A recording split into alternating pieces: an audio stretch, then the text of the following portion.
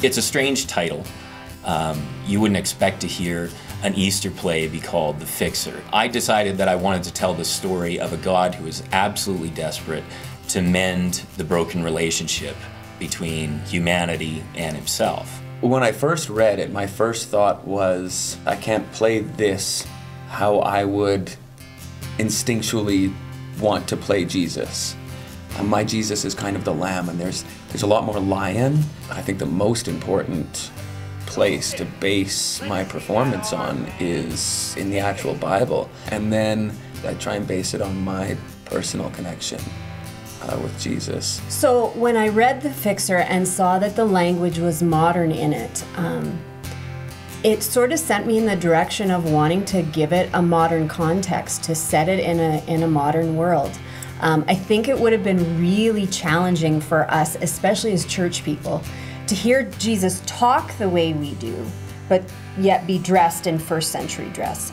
I think that we can identify better with Jesus when we hear him speaking in the type of language that we use. It makes him sound more abrasive at times, yet it can make him sound more intimate at times. One of my favorite moments is Gethsemane.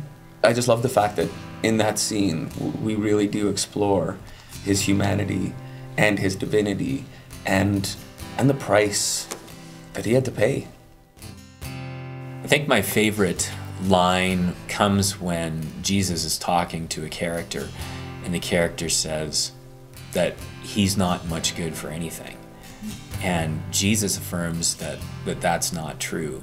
And he tells him, I think you're exactly the type of guy that I'm looking for. I love the fact that there are children in this production. The kids that we have in this are just fantastic. We see so many different facets of Jesus. Some of them are incredibly captivating.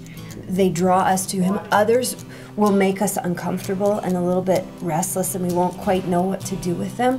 But for me, that's the strength of this. I don't want to serve a God I can put in a box. I want to serve a God who has mystery, who is deeper than I can imagine. And I think that's what you're going to see in The Fixer.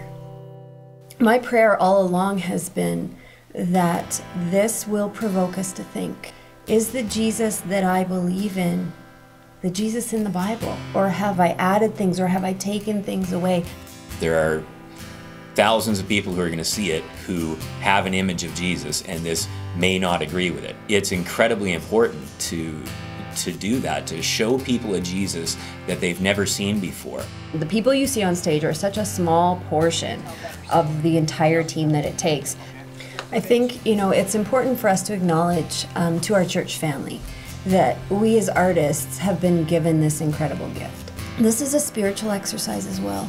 It's part of our growth process. We challenge one another and support one another. We pray with one another. We do it to honor God, and we do it to share his story in ways that we hope will inspire growth, will engage people who maybe haven't met him before, and gives those of us who call Foothills home an opportunity to invite people